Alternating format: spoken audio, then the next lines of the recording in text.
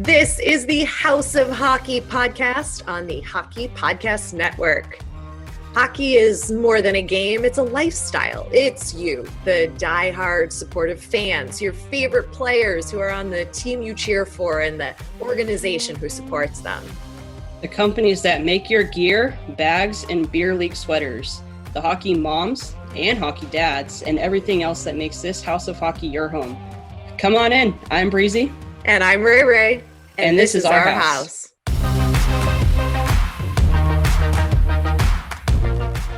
Welcome to our house. This is the House of Hockey podcast. I'm your girl, Ray Ray.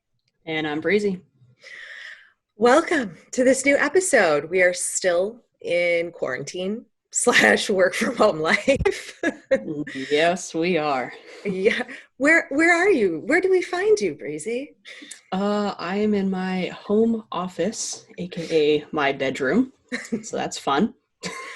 Yes, that's where I am. My bedroom / home office. Yes. Haven't left. Following the rules. Are you following the rules? I am following the rules, but I did venture out today. I had to go to the grocery store, and I had to go to 2 different grocery stores to find what I needed, which sucked. But it's okay. I did get my go-to coffee order. Oh, look at you. Americano. Yep. Had to do it. It was open and there was no one waiting in line. So, but yeah, just working in puzzle life for me. What about you? Working. I haven't really done any true mental relaxation stuff that I normally do. I've taken a couple walks on the beach. I live over by the beach, and I think that's still allowed. I'm walking alone. Yeah. 6 feet away from everybody. So it should be okay. So I've done a couple of those, which has been really nice just to have some fresh air and get out. But yeah, I'm feeling actually really motivated and have a lot of ideas to sort of help people right now with video training and how to be on video and how to be on camera, and trying to just get the word out that I offer that and I can teach that to people who are really unfamiliar with this space now, because so many people are working from home and all that. And right. So yeah, just working on that and watching some Netflix shows, It's a good one. And you know what else we found out that we have in common? What's that? That we both love Jersey Shore, the MTV reality show. We do. Oh my God. I do watch Jersey Shore on Jersey days. Never fails. I'm there. It's t-shirt time. T-shirt time. Gosh, I swear I'm gonna come out of quarantine looking like Mike came out of jail, just ripped. That's gonna be me. I'm got nothing to do but gym, tan, laundry. Oh my Not even gym, home gym. And not even tan. It's been rainy and I don't even really like the sun. So laundry. You're gonna come out with laundry. clean fresh laundry. Clean laundry. I think I change and then I throw it immediately into the wash. So that's a lie. I don't do that. As much as I love the old ones, I really love the new seasons, like Family Vacation when they're all together. And I almost think that they're funnier now because they're all like grown up and have kids, except for Vinny and, well, Vinny really. Well, Mike doesn't have kids either, but right. But yeah. Who's your favorite character? Ooh, character, like they're not real people. All right. Who's your favorite cast member? God, I feel like I could say I feel like I would be friends with any one of them. Maybe maybe not Angelina. She's a little much for me. But I feel like Snooki's still probably the funniest. And I feel like she would just be really fun to hang out with just because you would laugh at everything she said. Yeah. I love Pauly D. Pauly D cracks my shit up. But yeah, he does. Everything he does and everything that comes out of his mouth makes me laugh so hard. Wasn't he doing like Wake Up? Like he would, on one of the seasons, he was like walking around in all the rooms like, wake up. Or like he's had like a catchphrase with it. And then what was that? I don't remember. Like, I don't remember what it was, but like, and he's the one who's like, all the quotes that I quote from that show are all Pauly D. Like, cabs are Yeah. here. Oh yeah. Like I even say it's t-shirt time in my head when I need to go get dressed. Really? Like not even on purpose. Like that's just what happens. It's So every t-shirt time I time. yeah, every time I walk into like my sister's house, I always go, "Party's here." Yes. Yes, I back that up. Yeah. Well, since this is what episode 3, Hmm. we really felt like we wanted to keep letting everybody who's listening get to know who we are a little bit outside of our hockey stuff, because we really we address that with all of our interviews that we do here. And Hmm. the first episode we really dove deep into our hockey history, and since there's no hockey to watch right now, we thought it would be fun to let you all into a little bit more of our inner workings of our mind. And we love Jersey Shore, but we thought we would do a couple other fun little get to know you questions for both Breezy and I to get to know each other even more, and for you all Hmm. listening. So let's start with best birthday ever. Do you have one, Breezy? So I was born on my dad's birthday. Wow. Yeah, so I share a birthday with my dad, and it seems like every year, we don't really do anything. Like, What? you Like would a think, like, cake, nothing? I mean, we do like cake and stuff like that, I guess. Yeah, I mean, no, I don't guess. I mean, we do. But it's like you would think like, two people having a birthday on the same day, like double the party, right? No, it's more like, oh yeah, it's just your guys' birthday. It's fine. No worries. Nah, it's fine. Um, so best birthday ever. I honestly can't really, recall like too many of them. I did get a Roman Yossi jersey for my birthday, gosh, 4 years ago, which was really cool. Family came together for that, and my friends did take me to. They took me to Disneyland, and then immediately took me to a Kings game, which was also really cool. But it was also really weird because I heard the weirdest thing I've ever heard at a hockey game, which we'll have to cover one day, Okay. Well, or we can cover it now if I you feel like want. you, But we can't not tell the story because people are listening and they're like, "What was the oh weirdest yeah, thing you ever heard at a hockey game?" yeah. So What I would was it? say this one definitely takes the cake. I've heard quite a few things, but this one definitely takes the cake. So so the Kings were playing. They were playing the Wild. So the guy behind me, he was a Minnesota guy. He's probably like 30 years old, which yeah, that's like a normal age because that's what I'm turning. Um, Hey, I'm older than so you, so careful yeah, what you say. no. So yeah, he was behind me. He was, like I said, Minnesota guy. It was like him and like two of his other buddies, and you could tell they had been drinking like all day long. And all he kept saying the entire game was, "Come on, boys, show him what the bear does." And I'm like, okay, like that's cool. Like, but he was like screaming it, and it was like, I'm just like, what is happening? And then he started calling every single player Jimmy Neutron. Okay.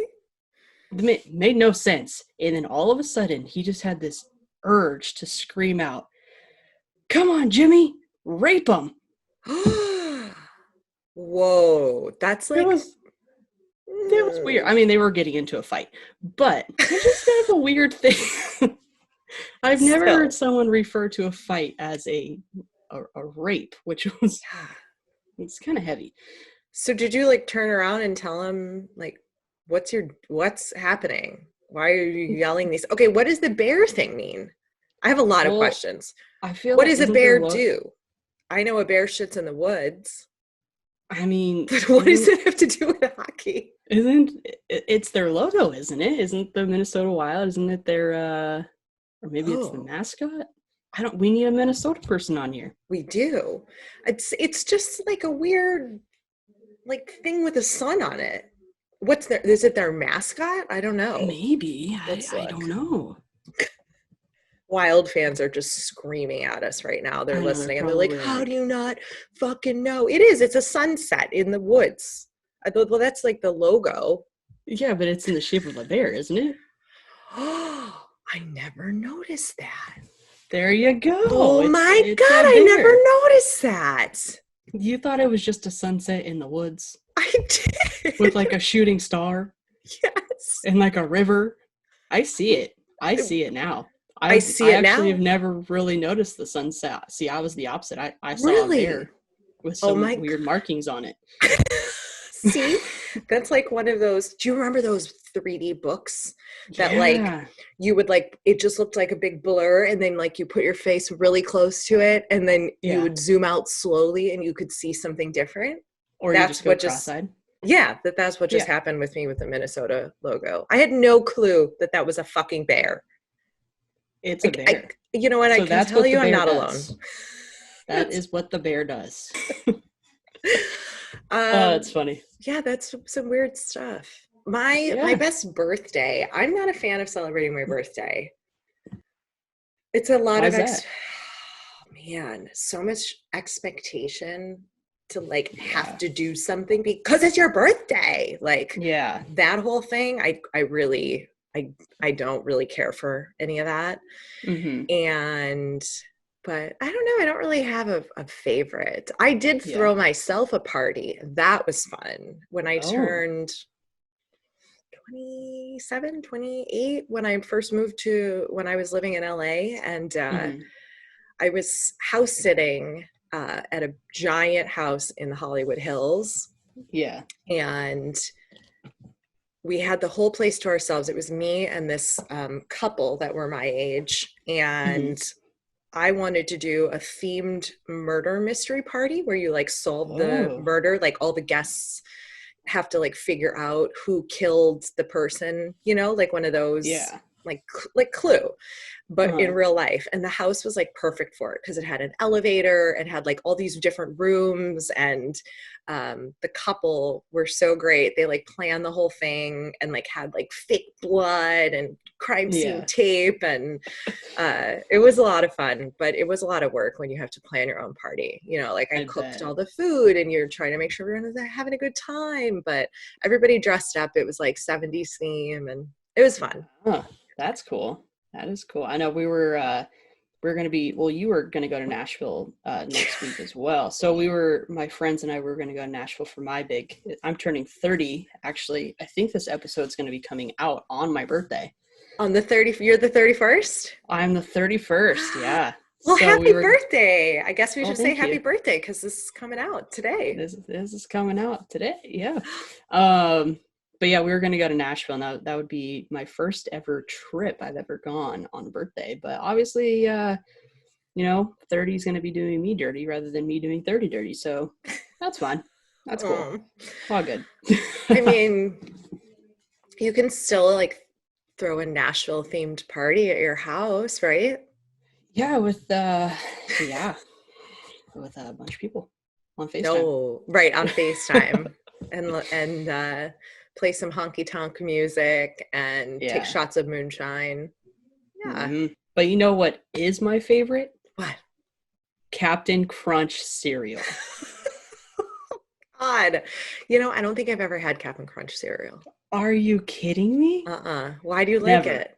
No. It's delicious. Absolutely delicious. It's crunchy. It's It's captainy. crunchy. It's fruity, especially Captain Crunch berries. Oh my god, I went to the grocery store today, as I had already talked about, and I saw a box of Captain Crunch. And it took everything in me to not buy it. Because I don't eat cereal anymore, but I want it so bad. And this whole quarantine thing is really, really making me want some cereal. I don't blame you. I mean, maybe I will order you a box of Cap'n Crunch for your birthday on Amazon and have it sent to you. Does Amazon do Thank you. that? I don't even know. They do, but everything is delayed in shipping. But it's a thought that counts. Okay. So I appreciate that. All right. What's your favorite cereal? Cereal. I'm like you. I don't eat cereal anymore because Oh, the problem is it's so delicious that yes, it is. I cannot eat just one bowl of cereal. I have to have like 3 bowls of cereal to feel satisfied because it's so sugary and delicious. So I had to just stop eating the cereal. But I grew up on Honey Nut Cheerios. Ooh, those are good. And what were those yellow corn pops? Corn pops. Yes. Yes. I love corn pops. But the thing is that they have zero flavor to them, but there's like a sugary like coating. And I think that's what makes them so good. Yes. Let's jump to some Pittsburgh, the Berg talk, as the people from Pittsburgh sometimes call it, I think. My Steel City. So our guest today on this episode is Alana. She is you can find her on Instagram at life.of.alana. She's a diehard Pittsburgh Penguins fan, but she's from Georgia. And you're really going to enjoy her story of like explanation of all that. And we brought her on to talk about her fandom and tell us more about what it's like to be a Pittsburgh Penguins fan. Because as you guys know, Breezy and I are not, that is not our team of choice. And so she's here to really, really dive deep into all things Penguins and all of that. But we do know some stuff about the Penguins, and we thought we would talk about some of the things we do know about the team. And one of those things, obviously, the first thing that comes to mind, for me at least, is Sidney Crosby, Sid the Kid. Good old Sid. And what are your thoughts on Sid? Because he can be a little polarizing. A lot of people love him. A lot of people hate him. A lot of people call him Sydney, Sydney, oh shit, I fucked it up. Anyway, making reference to him being like a girl or something like that. Baby Crosby. Yeah. But that's only Flyers fans who do that because the rivalry. But I like Sidney. I think he's a great player. He's been in the league forever. He's got an insane work ethic. He has a lot of superstitions. Yes, which I find really interesting. Yeah, like a lot of pregame rituals and superstitions and stuff like that. But hey, whatever works to get how many cups? How many cups does he have? 3 or 2? Yeah, I think was he part of that 09? 3. I think he's 3. Yeah. So you're a Sid lover. Yeah.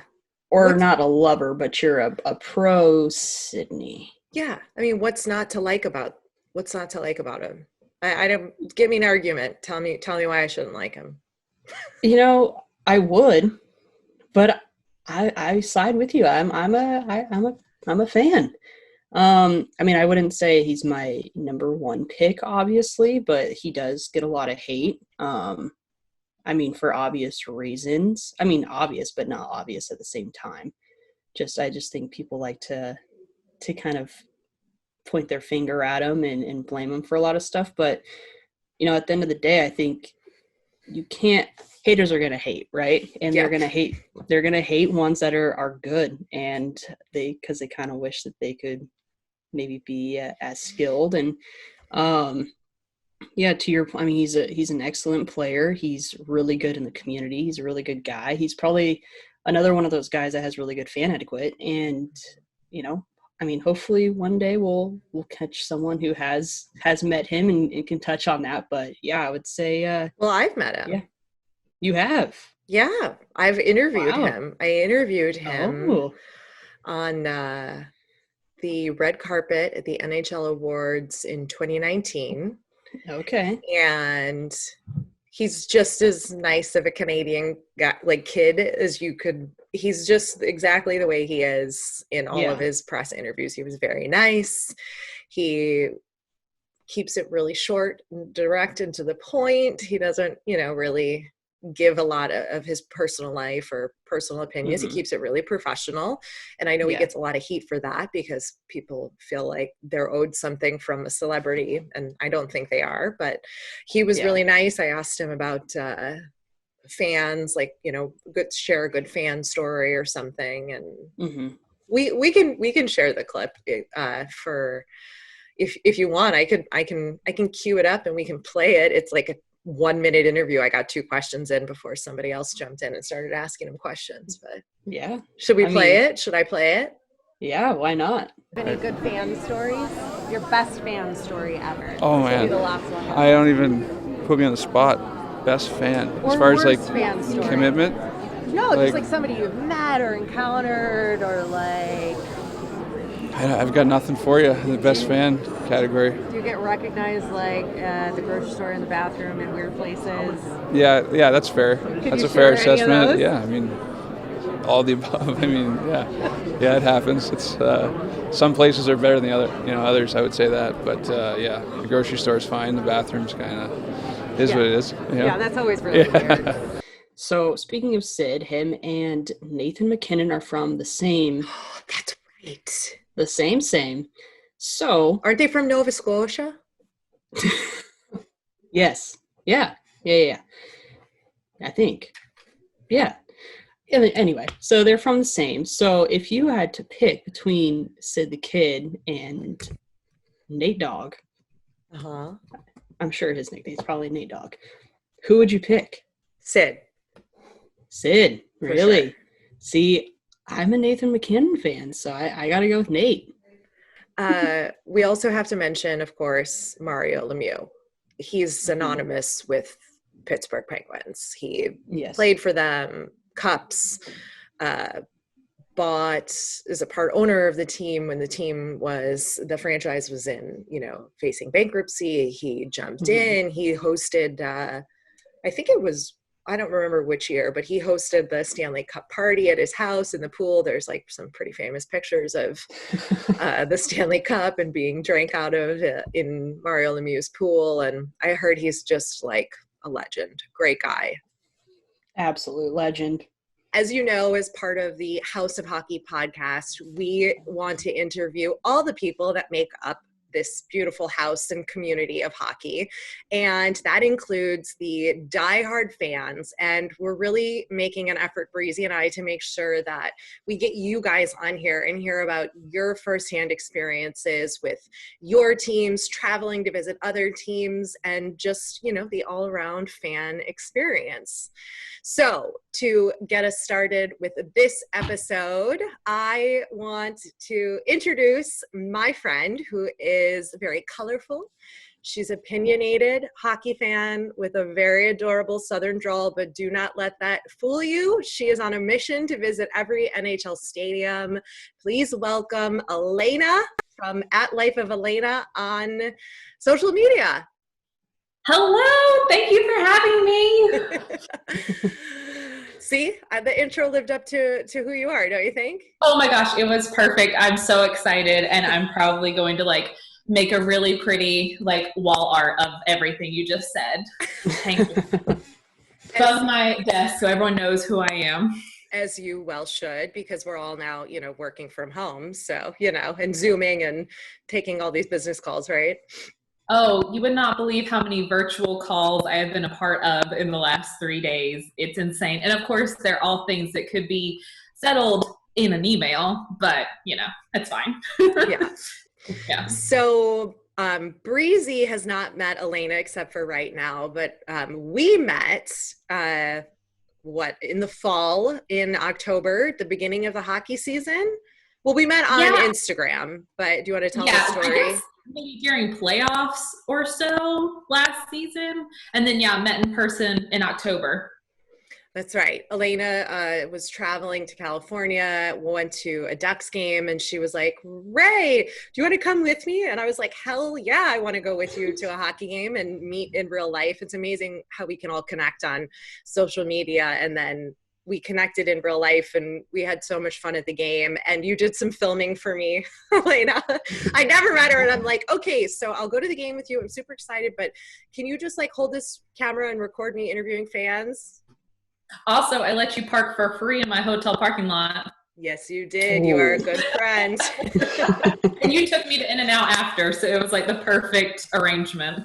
I did. That's what friendship's all about. Exactly. So anyway, so that's how we met, and let's kick it off, and then I'll let Breezy ask some questions, obviously. But Alana, tell us first, who's your hockey team, And for people who aren't watching this, they can't see your t-shirt. So tell us your team and what got you into hockey in the first place.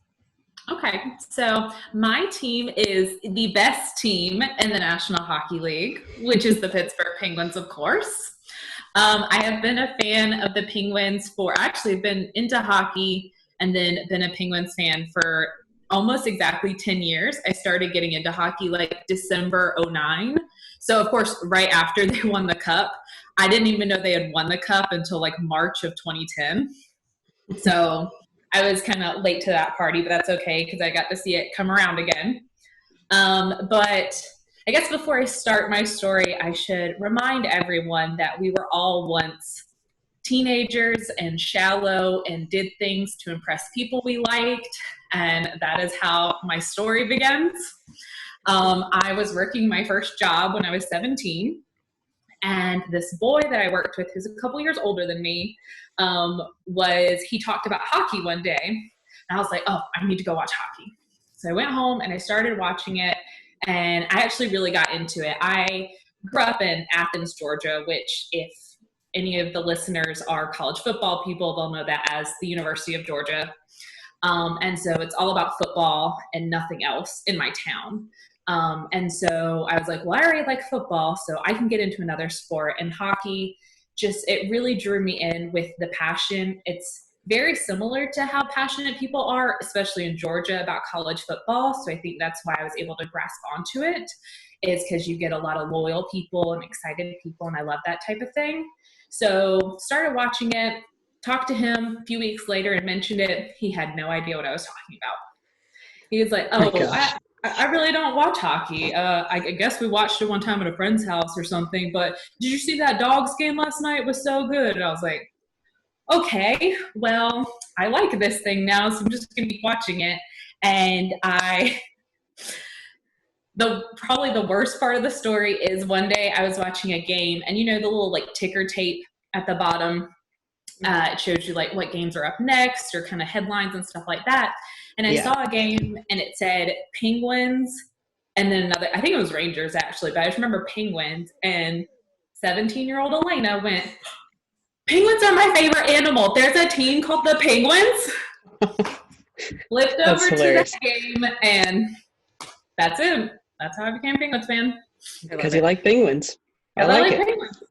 I mean, hey, I love it. So, and I mean, 10 years later, I could tell you a million reasons why I love this team and the community, but it all started because I was trying to impress a boy and I like penguins. I love it. Hey, that's a good story. Could we pause for 1 second? Elena, do you have headphones that you can use? Yeah. Do you need to plug in? Yeah, because I'm hearing like a clicking sound. Do you hear that too, Breezy? Yeah, a little bit. I think it's just because it's coming through your speakers and you're talking. So if you have headphones, that will be awesome. Sorry to stop this awesome flow, but that's okay. I can redo that too if you need me to. Nah, we'll let it ride, I think. Or Breezy, do you feel strongly? Yeah, I think it was fine. It was just like a tiny little click. I don't think the normal user will probably know, but if we can fix it out, it's probably good. Yeah, sorry. I forgot to tell you that before we started. I told you I was a little discombobulated, so. That's okay. Give me 2 seconds. Yeah. Thanks. I heard you piggybacking there, Breezy. Oh, I was trying. Zoom recording, and then Breezy's gonna pick up from there. Yeah. Okay. Well, cool. So yeah, penguins. Crazy. That's crazy. That's a crazy story. Yeah, it's a good conversation. It's a good conversation starter. I told that story to someone when I was in Vegas a few weeks ago, and honestly, he would not shut up during the whole game wanting to talk to me more about it because he just found that conversation or that story so interesting, which made friends, so worked out. Nice. So where do you currently live? I currently live in Austin, Texas. Okay. Yeah, that's where I live. I live 10 minutes down the road from the Texas Stars, which is the AHL affiliate for Dallas. Mm-hmm. And then from my house to the American Airlines Center where Dallas plays is about 2.5 hours. So there are some times where I will just get in my car and drive up there, go to a game and drive back. Jeez. That's crazy. Yeah, I'm that person. You're that person. I'm that person. That's fine. So do you go to a lot of Texas Stars games or? Yeah. Yeah. I would say maybe about 10 a year. Okay.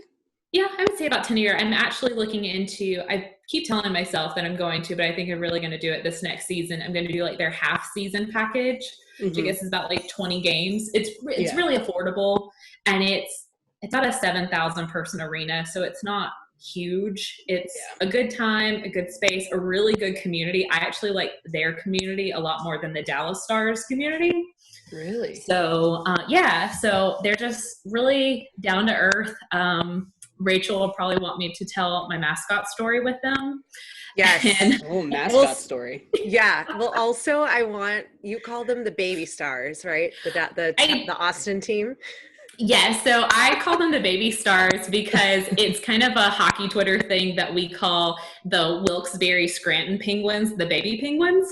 Okay. And so with a lot of the injuries that Pittsburgh's had this year, they've had to call up a lot of AHL guys. And so we're like, the baby penguins are here and they're, they're going to help us. Well, I just started calling the Texas Stars the baby stars, and I'm the only one who says it, but I love it. So it's okay.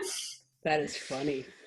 Yeah. Tell us about the mascot story. So you went to the baby penguins versus the baby stars game, and you were wearing your penguin shirt, and that did not go over well, right?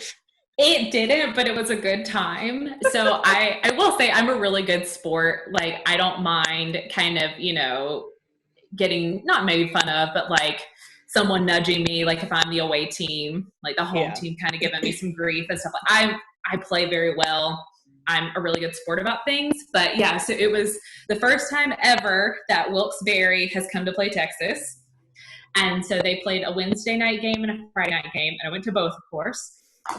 And for the Wednesday night game, there's not a lot of people there. And I have a friend who has season tickets, and she was able to get a glass seat for me from her like ticket rep. I still had to pay for it, but it was more like they were able to grab that for me. Yeah. So I was by myself on the row. Oh, gosh. And I had my Penguins jersey on, and there were actually a couple Penguins fans like a row or two behind me, but the rest was just Stars fans. Okay. And the baby Penguins did horribly. Like at one point, Casey DeSmith, who is their goalie, he used to be our backup goalie, but he did not make the roster this year. And so he's been in Wilkes-Barre the whole season. So he's still a baby penguin. He's still a baby penguin. He was a real penguin for a little while. Then he went back to baby status. You got to crawl before you can run, or crawl before you can skate. Yeah. So he kicked up the puck in. The goalie kicked the puck. Yeah. Mm-hmm. That's very embarrassing. It was. And the mascot noticed. And so their mascot, if I would recommend everyone look up Ringo with the Texas Stars. He's like a ringtail raccoon. I think that's what he is. Only in Texas, baby. Only in Texas. He has his own Twitter account, his own Instagram account, and he's on TikTok, and he is still waiting for the Dallas Stars to follow him on TikTok. It's a thing, apparently. So anyway, I hear some people behind me going like, "Oh, Ringo, there she is. And I'm like, what are they talking about? Turn around. This mascot is like leaning over chairs staring at me. Oh, God. No. Yeah. And so here he comes running down, and he sits, and this is Wednesday's game. Friday's game has a separate story, so I'll try to make them both quick. But basically, he sits next to me, puts his arm around me, and starts like pointing at the scoreboard. And then like pointing at our goalie. And I'm like, yeah, I know. And he, it was a little playful. And then he like turned to his little handler person and was like doing kind of like a give it to me motion. Mm-hmm. And I think the handler is supposed to have like maybe like some silly string or something like that to like, just kind of play around. But the guy was like, I don't have anything. So they went away, and with about 2 minutes left in the game, he came back and again put his arm around me and just kept pointing at the scoreboard and kind of like acting like he was laughing. And so it was all in good fun. And we took a picture, and it was cute. Well, Friday night's game, my friend Becca from Fort Worth came into town to see it as well. She's a Penguins fan. And he found me again in a totally different spot in the arena. Was like, there were kids sitting in front of me, so he was kind of like using the kids to antagonize me. And they did that like second period. Well, the game ended up going to a shootout. And right before the shootout starts, we hear kids kind of right around the stairs saying like, Ringo, Ringo, Ringo. And I was like, oh shit, again. Here he comes running up the stairs with a Texas Stars shirt in his hand, waving it. And it's like, does like the give it to me motion again. And I'm like, no way. And his name was like, he wants you to take off the Penguins jersey. Good thing I had on a shirt underneath. Okay, first of all. Sometimes I just wear like a tank top or something. So I had a full like t-shirt on. Yeah. So the kids were really excited. And it was the baby Penguins. I would never do this if Sidney Crosby was on that ice. But it was the baby Penguins. And so I took off my jersey and I put on the t-shirt. And the baby Penguins lost to the baby Stars. Oh, jeez. But I will say the video of me taking off my jersey, putting on the Texas Stars jersey, and everyone cheering, and he's so excited, has the most likes of anything on my Instagram account. Really? Yeah. So I don't know. But I mean, really, like a lot of people were saying, like, you're a really good sport. And I was like, yeah, like it was fun. And the kids were excited. And he did blow me a kiss and did like the call me motion after. So, I mean, yeah, who knows? I think he's in love with you. I think the mascot fell in love with you from day one. I guess so. I mean, hello, I love the Penguins, and I guess he probably loves the Penguins, but he's not allowed to show that. Maybe that's true. Well, did this experience make you become a big Stars fan? No. So that experience actually only happened about 6 weeks ago. Oh. So that's like a news story that I have. Okay. So I would say if we're kind of talking NHL, I like the Dallas Stars only because I live in Texas and they're close by. Yeah. They are not a team I would follow if I wasn't in Texas. That's honestly, we could have a whole separate podcast episode about the things I feel about the Dallas Stars and how I feel I could help their organization and what I think about their team. But I support them because they're close by and I can see them the most. Yeah. So did you go to the Winter Classic at all? I did. Oh. I did. And they played Nashville, which I know from y'all's first episode, that's one of your teams. That is. I actually somehow ended up getting a ticket right next to, I guess, where their season ticket holders were sitting, because one entire section was all Nashville. Yeah. And they were right next to me. So I was guessing it was probably like the season ticket holder place. But I think so. I went to the Winter Classic and it was really cool. It was a lot different than I thought it was going to be. Really? What do you think was it cool? Was it like something you would want to do again? It was cool. I like the fact, and someone kind of had to remind me this afterwards, because I kind of had like a ticket snafu. I paid a pretty good price for my ticket, and it ended up being like under an awning, and there was a pole in my view. So I was a little negative at first, but then I was by myself and I snuck into a different seat and it ended up being incredible.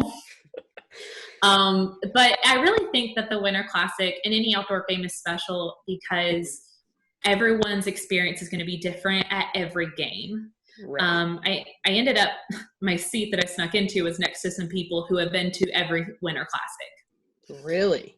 Yeah. And they were saying how they go to it because the experience is different and the atmosphere and, the cities and everything like that. And that's why they love it. And they're like, yeah, I mean, there's the negatives, like your seat was not so great. And I don't think that they did it at the state fair, the Texas State Fair. Yeah. I don't think that they planned for that many people or thought that many people would cause such kind of bad crowd control. Okay. Yeah, so, you were telling me a little bit, Alana, after we debriefed and you told me that I mean, let it rip. I mean, the NHL totally dropped the ball on the crowd control, or maybe it wasn't the NHL, but maybe it was the state fairgrounds. Like, they did not have enough bathrooms, they did not have enough food, and that stadium is built for how many 80,000, or is it more? Yeah, so that, and I don't know who's responsible for this. That's the whole thing. I don't know with the Winter Classic or anything like that, if it's the NHL who takes over, if it's Dallas, like the Stars, or the state fair, like the fairgrounds, but they did not do a good job with crowd control. So to kind of explain this for people who aren't familiar with the state fair. So the state fair is in October, and the biggest thing is when the University of Texas and Oklahoma play the football game in the Cotton Bowl. And they have the entire fairground open. And then there's about 80,000 people who go to the football game. For the Winter Classic, they had a fourth of the fairground open with 80,000 people. Yeah, that doesn't work. That doesn't work. You got to have the whole thing open. And like, it doesn't. And they ran out of food. Every stand ran out of food. They didn't have like barriers set up. So like you were constantly like running into lines because there weren't like stanchions and stuff. And the Cotton Bowl, and they actually did like a history of the Cotton Bowl before the game started. It was originally built to hold 40,000. And so those hallways and like, walking ways were built for 40,000. And then they added on in the 80s, maybe 80s or 90s, to accommodate 80,000 or however many, 85, something like that. But the thing with the Texas OU game is everyone's at the fair and they come in, every so often. And then you have all 80,000 sitting down. Whereas the Winter Classic, there was some stuff to do outside of the Cotton Bowl. It really was, everyone was just going straight to their seat. And gotcha. It was, I specifically am claustrophobic, so me touching shoulders with people doesn't work. And people are probably saying, Elena, why'd you go to a thing of 80,000 people? Well, sometimes I'll brave it, but the crowd control was just really bad. And gotcha. That was like the negative, but I got to touch the Stanley Cup, which was the biggest positive. And I really did like that, instead of, because their marketing was first doing like Wild West and cowboys and stuff like that, which I didn't like. Wait, weren't there like pig races and stuff like during the intermissions and like rodeo, whatever you call that, with the lasso? What is that called? Yeah, so like not what is it? Kind of like rodeo acrobats or kind of something like that. I actually enjoyed that because, and they did, I don't know what they did on TV. I didn't rewatch it or anything, but they explained it at the game. They were basing everything on the State Fair of Texas, which something that's a really big deal about the State Fair of Texas is pig races are a big deal.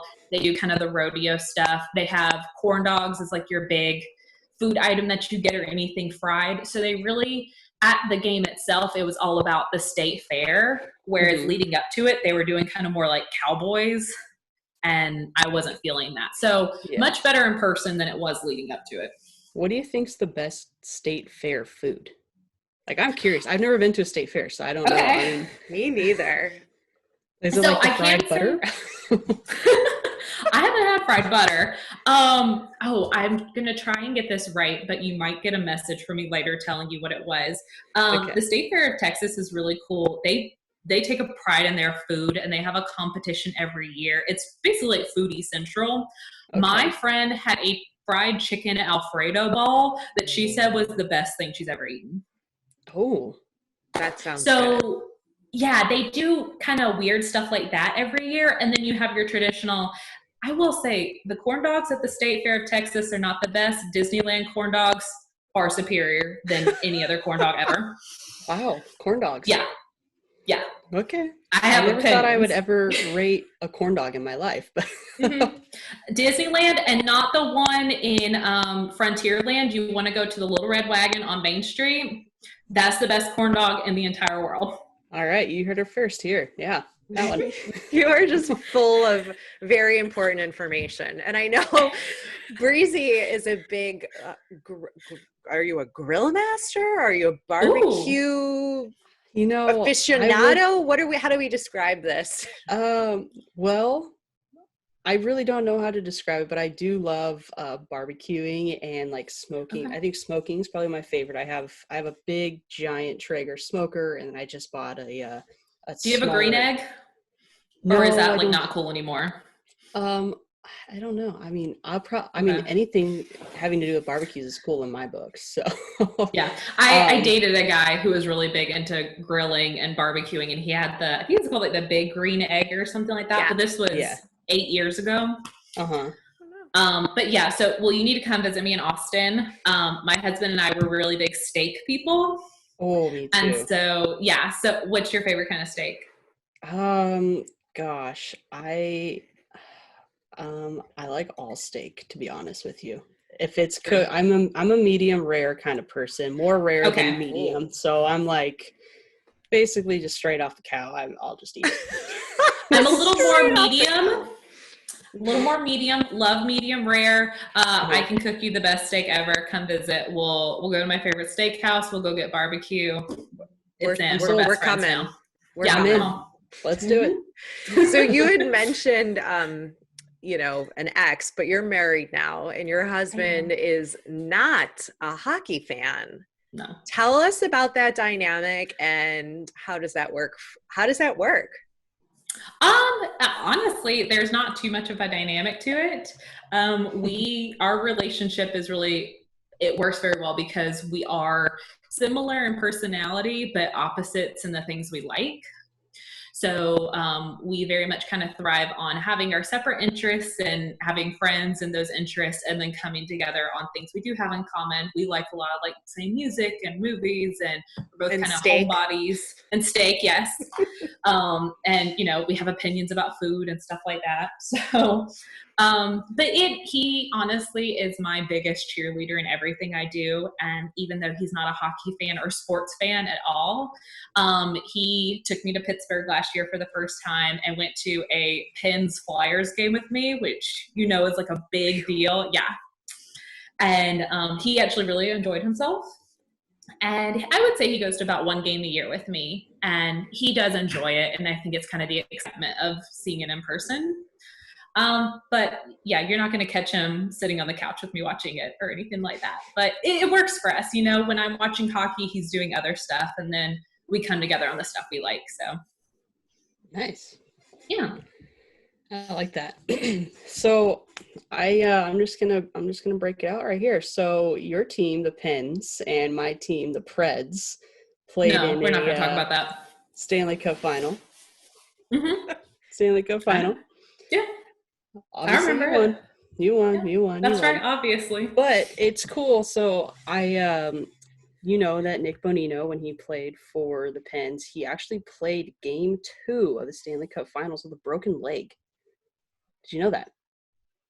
I believe so, yes. Wow. Yeah. So he played with a broken leg, and I just thought that was absolutely insane. It just kind of proves that, hockey players, when their adrenaline's going, it doesn't really matter what's wrong with them. I mean, a broken tibia, it's pretty nuts. But it's funny because the Pens obviously ended up winning the Stanley Cup, and then that offseason, Nick Bonino came to the Predators.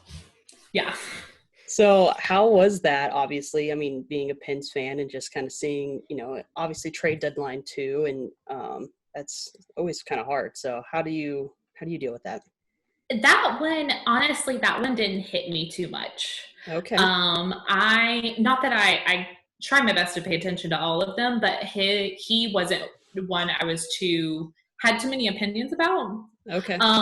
Actually, if I could kind of turn that question, the thing that gave me all the feels was Patrick Hornquist. Oh, yeah. Yeah. So he is one of my favorite current Penguins players. Okay. I really like him. I kind of like his personality. He always seems to be having a good time, and he has the most beautiful family I've ever seen. But I actually, here a couple weeks ago, I was homesick, and I watched the 2017 Stanley Cup DVD or whatever that the team puts out, and they put a lot of focus on. So he won. He scored the game-winning goal to win the Stanley Cup, And they really showed, and it made me cry, honestly. He scored and he went over to the bench and they were all cheering. And I can't remember who said it in the interview, but they were like, we looked at him and he was white as a ghost. And Really? they were like, are you okay? Are you okay? And he was like, don't put me in. I can't go back out there. And so he sat out like a shift or two, and they were like, he was so emotional because he had just, they were like, in the finals, it's like especially, I think it was game 6. Yeah, game 6. Yeah. Mm-hmm. And it was like, this could be it. And the fact that he scored it for his former team, against his former team, he was really overcome with emotion. And that hits my heart. So that's more of a Pens Predators kind of story that I paid attention to. Yeah. That's cool. How would you describe being a Penguins fan? Like, what's it like? And especially because you don't live in Pittsburgh. So like, what is that like? It's the best in the world. I don't know. It's hard to describe it. I definitely feel like I belong, especially kind of growing up in a college football town and that not really being my thing, or, just always kind of feeling a little left out. When I found the Penguins and I found this community, it was the first time I felt like I fit in, which sounds so cliche. This is not going to be one of those stories like I finally fit in, but it honestly, I had something in common with everyone. Every single Penguins fan that I've met is my friend. Like, I've never met one who I was like, I don't really care for them. I meet them at airports. I meet them going shopping and I'm wearing like my t-shirt, and they all come up, oh, go Pens. And it's like we're friends. And it's honestly, it's the most amazing community. I've been to Pittsburgh a few times in the past year, and every time I just feel so welcomed and such belonging in the city and then at the arena and everything like that. And even, I think I said one time that like someone asked me what's the best NHL city to visit. And I actually, at that time I said San Jose, and they were like, not Pittsburgh. And I was like, Pittsburgh might not be for everyone. I truly think that. Why? What is it about Pittsburgh? Not that it wouldn't be for everyone, but like there's nothing that really sets it apart. Like a Penguins game, I've been to several games this season and I've seen a lot of different like kind of in-game like shows and how they kind of interact with fans and stuff. Pittsburgh is honestly, they skate out, play the game, skate back in, they play some music during intermission. That's it.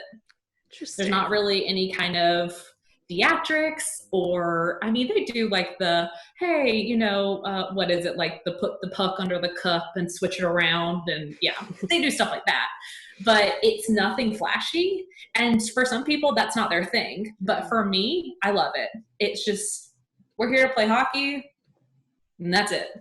And have you been to Pittsburgh? I've not been to Pittsburgh for a game. No, I haven't. And actually it's my we share a similar goal, is to visit every NHL arena. So cool.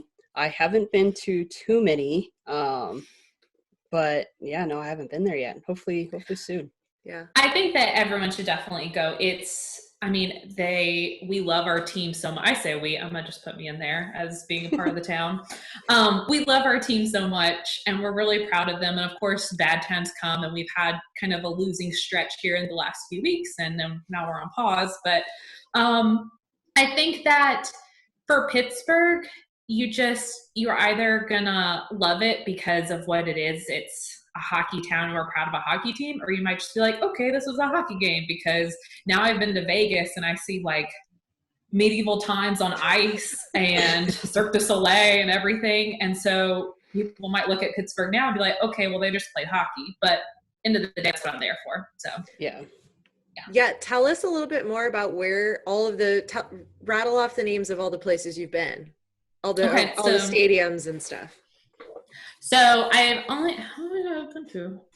I can say all of the ones I've been to this season. I've been to places in past seasons, but all the ones I'm about to name, I've been to this season. Dallas, San Jose, Anaheim, Chicago, Pittsburgh, Vegas, and then I went to the Winter Classic. Wow, that's Nice. 7. That's incredible. Okay. And then, Yeah. and like we didn't have a full season for you to. Well, I know. 6 arenas, 7 with the classic, but that's a lot.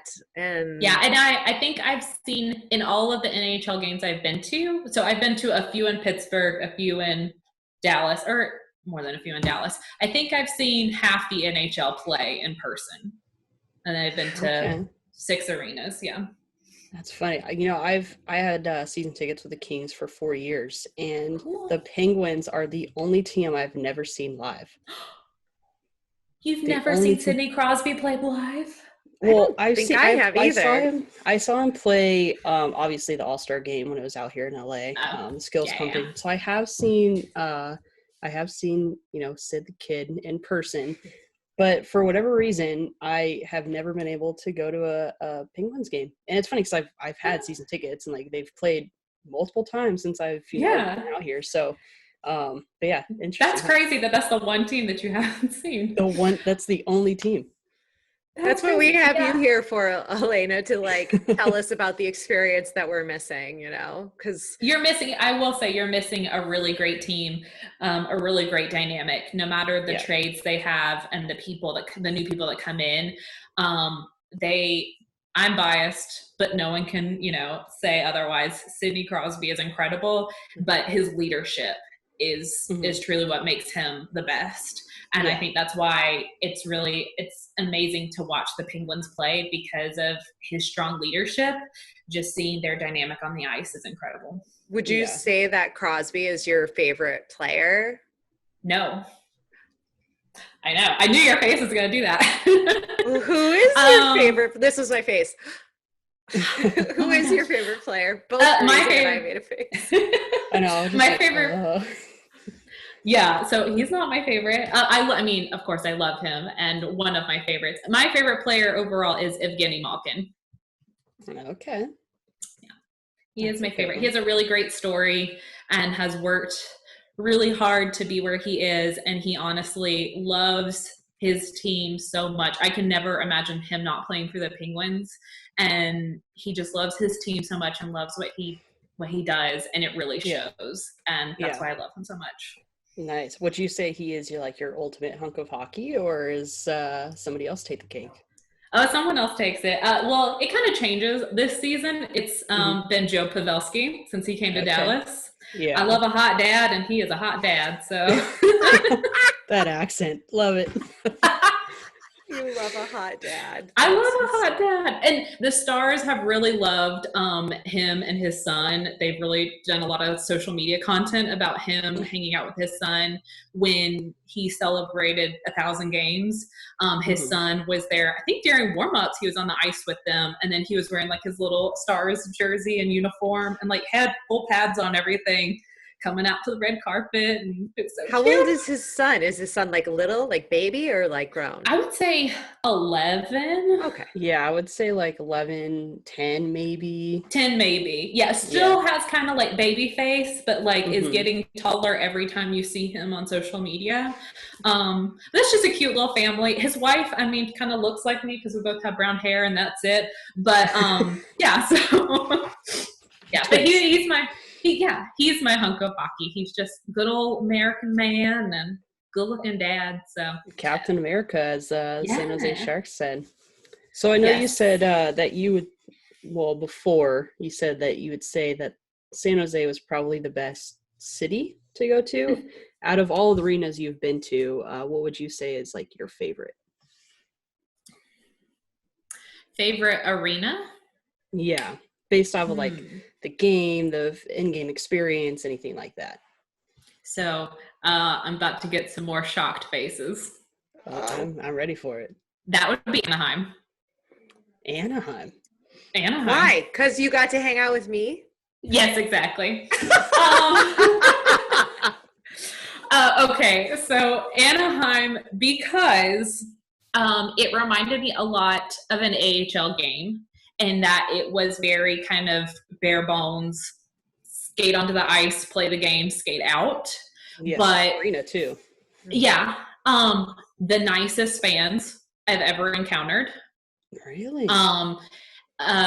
except for the people. Ray, do you remember the light the lamp situation? Oh God, yes.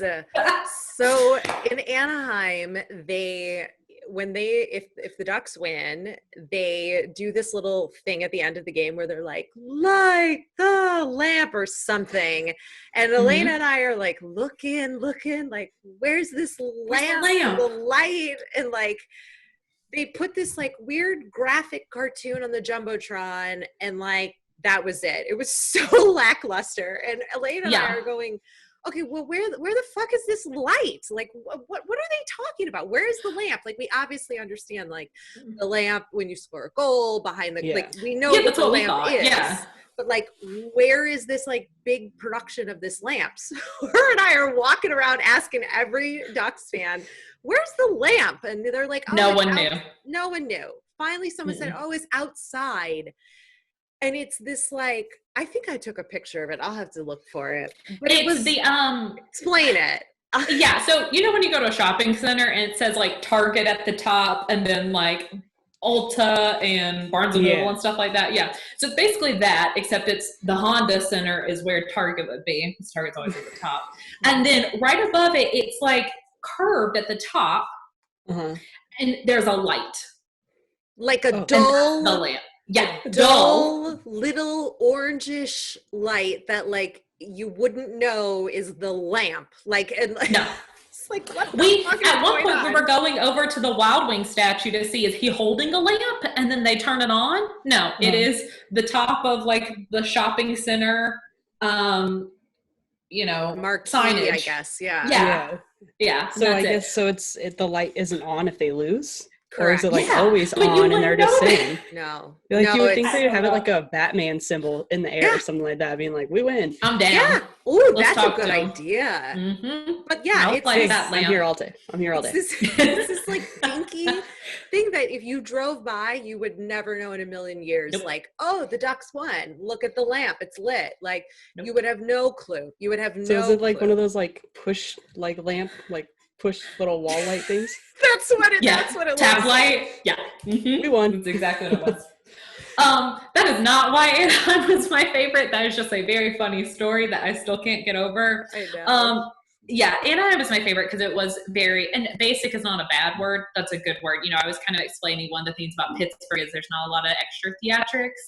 It's just, we're here for the game, and I love that. But the things I really loved about Anaheim, I am just kind of, you know, I'm a real laid back person. I don't need a lot. I loved the theatrics in Vegas, and I would go to Vegas 100 times over, and I loved that. But Anaheim was just really just kind of there to have a good time. I love that they're like ice crew. I think they're called power players. They're all different sizes, all different types of women. They all look different, and I love that because I'm used to the ice girls in Dallas, which we don't have time to talk about. Yeah. And so I love seeing different types of women represented. They were all having a good time. My favorite type of music is 90s rock music. That's all they played. I swear I heard every single Foo Fighter song that has ever been on the radio, and I loved that. That's my favorite. And then they did a lot to honor like first responders and military. They really put a lot of significance on like, you know, the military hero of the game. And I think they did something with firefighters, or it might have been police officers. But they like represented, you know, someone who protects us. And then they also did a lot. I saw them mentioning a lot about women's hockey. Speaking of women, do you have a favorite hockey lady? We asked you your favorite hunk of hockey. Do you have a favorite lady in the sport that you like?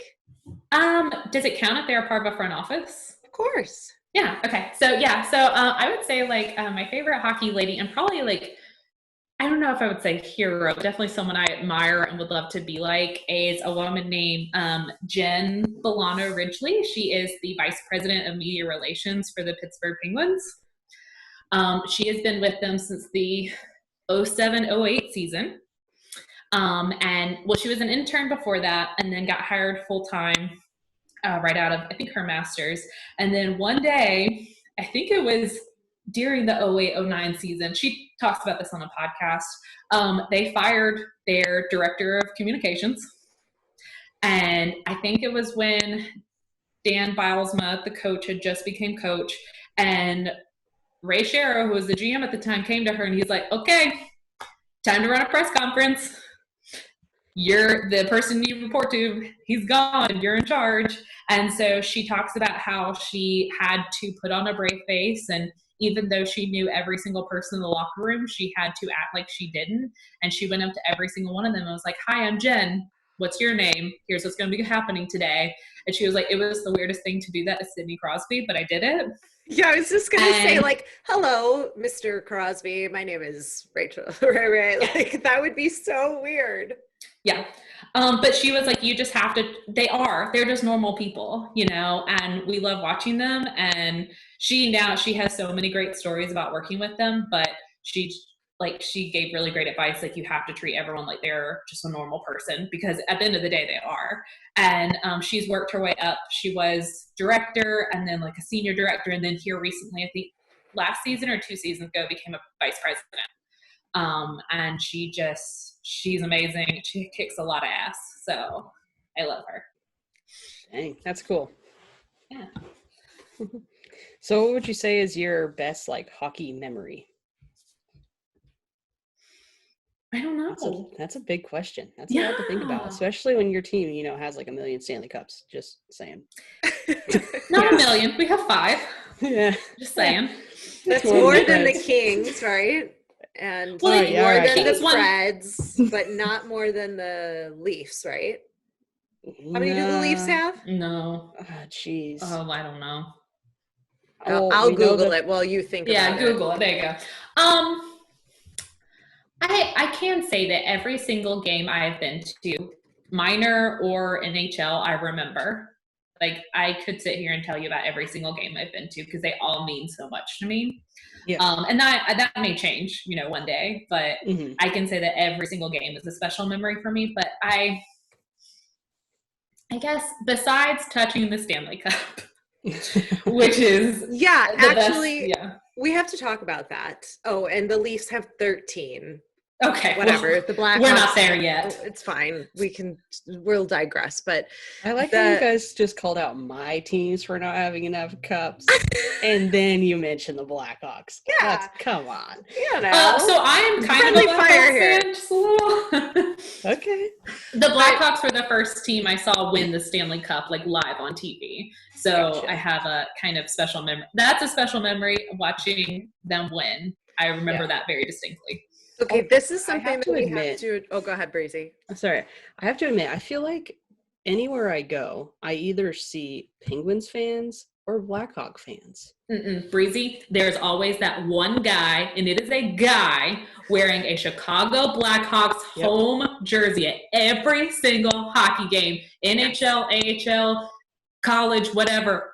That guy. We love hockey. What do you want? What do you want from us? We're Chicagoans. He's the found one. I haven't seen Penguins at every game. I look for them, but there's that one freaking guy in that Chicago Blackhawks jersey. It's true. And we always say it's the found him, because everyone always says found one. But I just feel like anywhere I go, it's like if I go to Disneyland or whatever, like Hawks, Penguins. Every single time. There's penguins at Disneyland? Are you kidding me? Well, not actual physical penguins. Okay, no, I know what you meant. I knew what you meant. Well, I just had to make sure because I know you love penguins. So I do. Well, Disneyland. I know I mentioned Disneyland corn dogs being the best, which they are. Disneyland is my second favorite place in the world. Pittsburgh being the first. So they're both very close to my heart. So I would assume that one would be a zoo for penguins, but maybe that's your third favorite place. Maybe. I'll go hang out with the penguins. What in the Chicago Aquarium? They're the ones walking around right now. Yep. Have y'all seen that? Yeah. Yeah, they're at the Shed Aquarium in Chicago. Yeah. They're letting them like walk around the halls and stuff. But wait, I have to go back though to something you said about touching the Stanley Cup. So there's a big. Well, I follow this superstition that you only touch the cup if your team won the Stanley Cup in that year. If not, therefore, it could be bad luck. Now, I've also heard that this only applies like if your team has never won, And like, so technically, because we are all fans of teams that have won, we could touch the cup and therefore everything would be fine and we're not jinxing them. So I'm taking it that you don't subscribe to that, Elena. And then Breezy, I want to know what you think. I feel like there's a right and a wrong answer to this question. There's a your opinion answer. That's all there is. Okay. I do have a thing against hoisting the cup and kissing the cup. I would never do that unless Sidney Crosby handed it to me, and then I would. And yes, it has to be him. So no, I wouldn't do either of those things. But I can say in the moment, I stood in that line for 2.5 hours, and I would never stand in line. I've never stood in line for any Disneyland ride that long. But I did it for the cup. And I will say when I got up there, they're like, you have time to take one picture. And I was like, I have to find one of the Penguins teams. And it has to be one of them from like my era. And I will say, even though I didn't watch it live, 08, 09 is the 2009 Pittsburgh Penguins are probably my favorite Pittsburgh Penguins team. Mm-hmm. And right at the last second, right before they took my picture, I saw like maybe like 70s or 80s. And I was like, oh, and so I went like one line down and there it was 2008, 2009. And I just stuck my hand on it. And if you see the picture, my hand is very awkwardly placed because I was like, I have to put my hand there. And I was like mid-cry. Mm-hmm. And so I was kind of like, I know the superstition, or I know there's several different ones. Like I mentioned, like don't hoist it, don't kiss it, or don't touch it. And it's also, when can you not do those things? But for me, I'm sorry. I found Sidney Crosby's first Stanley Cup, and I was going to touch it, and I did. And it was the best. Breezy, what about you? Yeah, I feel like you probably, I probably wouldn't touch it unless my team had currently won it. Like they're the ones that currently have possession of it. I've never touched the Stanley Cup, but I did go to the Hockey Hall of Fame in Toronto, where they do have a second cup, always visible, always there. And I walked up to it. No one was there. I went in August, so like it was pretty dead inside of there. And walked up and looked at it. I was like, I can't touch it. I can't touch it. And then I walked away. And then I looked back and I was like, I'm in Toronto. It's not even the real one. I can touch it. So I did walk over there and yeah, I found the Kings, and I did touch it. Oh, I just went like that. I just touched a little bit. I did a full hand grab, like, yeah. Yeah. So I did. I have not touched the cup. I have not. I was at the NHL All-Star Fan Fair in San Jose 2 years ago, and I could have. I had a chance to interview Phil Pritchard, who's the like official keeper of the cup. Mm-hmm. And he was like, do you want to go stand by the cup? And I was like so terrified to be near it and for like fear of touching it and jinxing. I was like, no, this is good. We'll just keep it. We'll just put it behind us. Like just frame it up so it's behind us. I was like, no, I'm okay. Like I was way too nervous and freaked out to touch it, but my dad has touched it. He got to go. I didn't live in Chicago during the years that the most recent years when the Hawks won their cups, but my dad has pictures, and he actually went with his buddy, his like childhood best friend, and they decided, I think it was the second year in our like most recent decade that we won, that they decided to wear tuxedos to take a picture with the cup. Like they went all out for it, and I thought that was really fun. So you got to make it memorable. So I will try and like save myself on this one. I was wearing a Dallas Stars jersey when I touched it, so there you go. It'd be different if it was a Penguins jersey. Plus, I mean, that was January 1. We'd already had so many injuries. Sidney Crosby was not back yet from an injury. I was like, I mean, we're already screwed, so it's okay. So if the Stars never win the cup, you're to blame. Oh, well. Okay. She doesn't care. That's not her team. That's funny. Listen, I can tell you a lot of reasons why they won't win the cup, so it's not because I touched the Stanley Cup wearing their jersey. You know what? I think this would be a good time to let you I want to have a segment with you, Alana, and we want to try it out, so we're going to try it out right now with a bless your heart, because that's a Southern saying for people who don't know, and it can be used as a positive or as a negative. More shady, like a nice nasty comment. Yeah, right, like, oh, bless their heart, you know, with like a little face. So why don't you give us a bless your heart rant about the current state of the Dallas Stars? Oh no. Oh yes. Oh no. I'm gonna watch the clock. You get 2 minutes to just go off. I was not prepared for that. Bring it. Okay. You know you have a lot to say. Okay, Dallas Stars, listen. Y'all need to get over the fact that Tyler Seguin is not your best player anymore. Just because you're paying him, $10 million a year, and he shows his abs to every single girl who pops up at the class, does not mean that he should be on the top line. He's not doing anything. Put the pressure on him or kick him out. Also, your rookies and the players who are like in their first or second, even third year are your better players. Just because you're not paying them this top salary does not mean that they're not the best players. Okay. Give us one more rant. Okay. I'm going to go away from players because I try not to go in too much on players. Your social media needs work. The Dallas Stars are one of the only teams that does not interact with fans on social media. Every single team that I have tweeted this year, pretty much all the teams I visited, have interacted with me in some way, whether it's liking something, retweeting something, something like that. I've never seen the Stars retweet something. I've never seen them reply to comments, and they're not posting fan content. When you're at a game, take pictures of the signs that people are making. Interact with your fans. You're going to get more people in the building. Promise you that. And on that note, you say? Bless their heart. I hate the Dallas Stars. I thought that was some constructive criticism to the Stars, so I feel like that was great. It was. Well, thank you. I hope that I can help. Honestly, if they called me to... I told Jimmy, I was like, one day I'm going to do marketing. Jimmy is your husband. Right. Yes, thank you. Sorry. I know who Jimmy is. Jimmy, my husband. Jimmy, just this random guy on the street. Jimmy, my husband. I told him, I was like, I'm going to do marketing for an NHL team. And he's like, what do you know about marketing? I was like, I can tell you that Dallas is a very social media conscious city, and they have a lot of like bloggers and influencers. And if they just partnered up with those people, they would have sold out arenas every game. Boom. For sure. Yeah.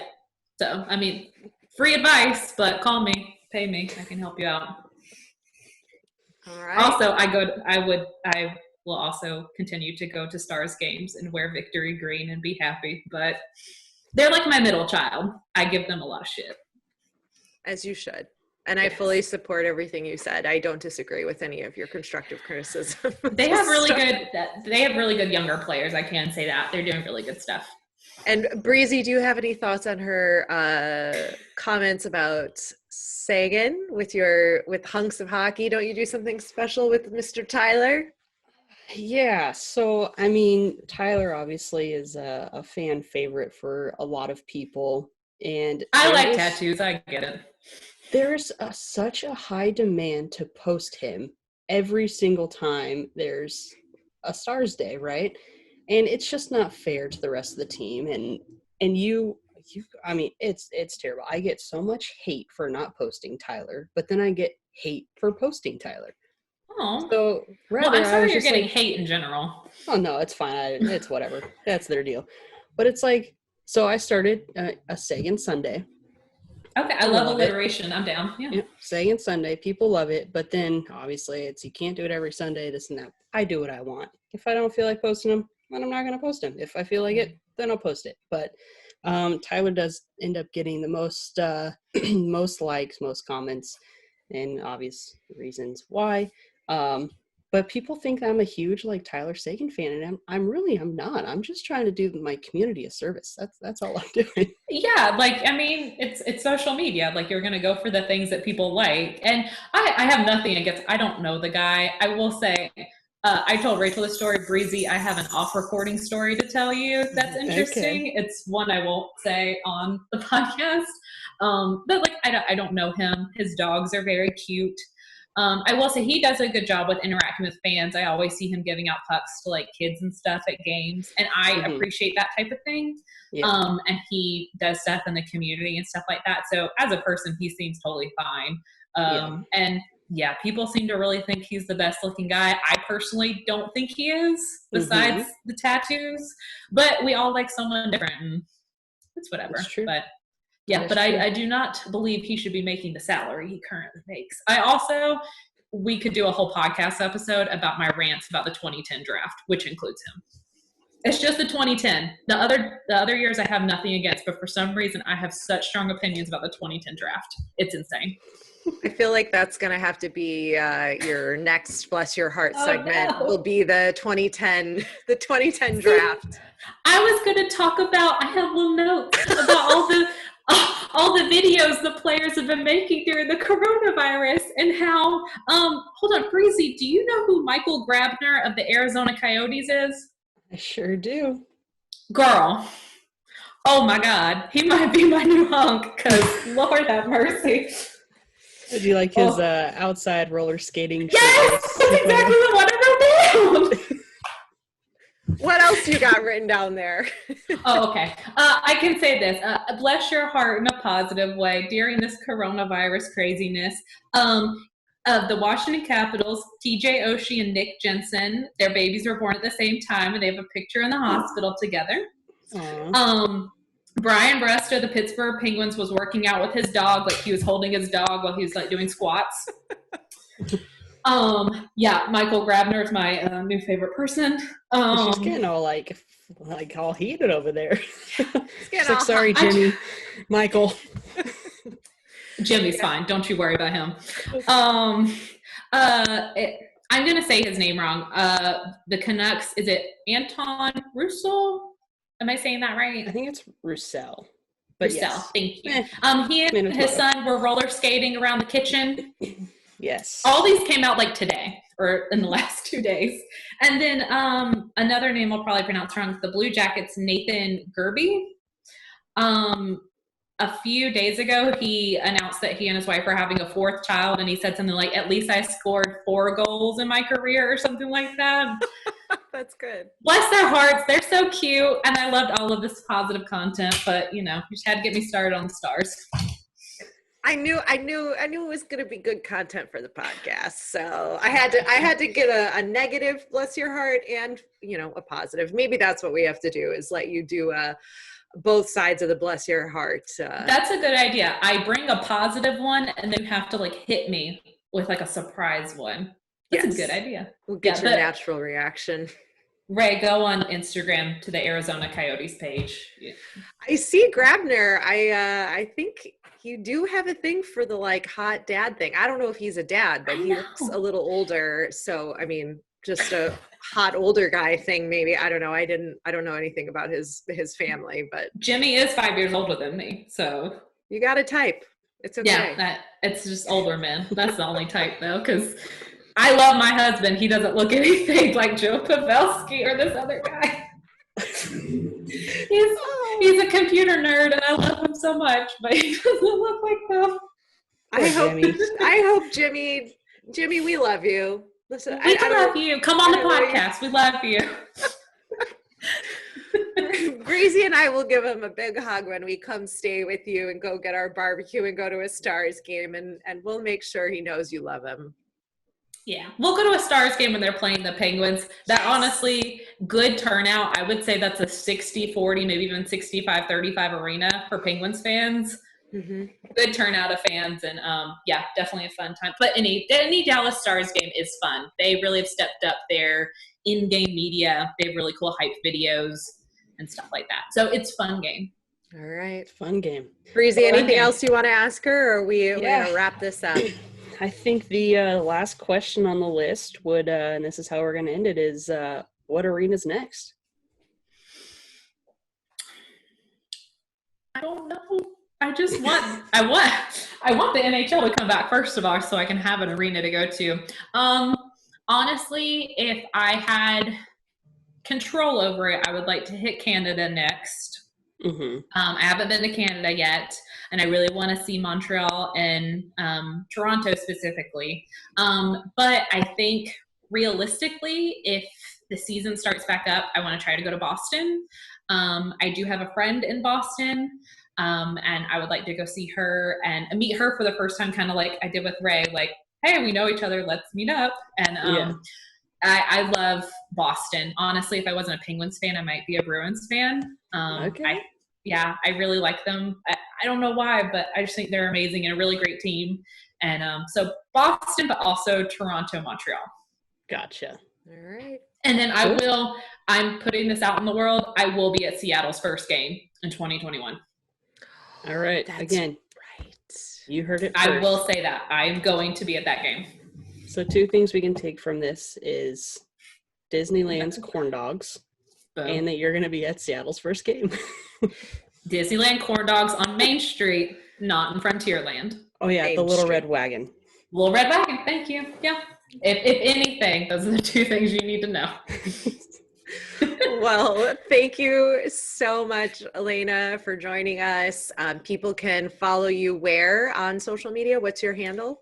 Yeah, so on, honestly, if you just search Life of Alana, you can find me that way. On Instagram, Life of Alana, and on Twitter, it's The Life of Alana. Alana spelled A-L-A-N-A. That's not Alana. And then my website is thelifeofalana.com.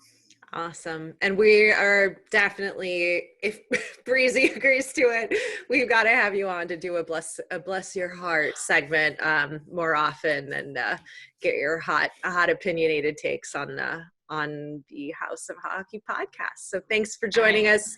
Thanks for spending time with us and telling us everything about your hockey experience. Yes, thank y'all for having me. And seriously, I love both of you very much. I think y'all are doing amazing things for the hockey community and for lady hockey fans and, women who want to work in the industry. And I really appreciate y'all putting out this podcast and putting out the content y'all do. And I'm really excited to see what's next. Thank you so much. Thank y'all.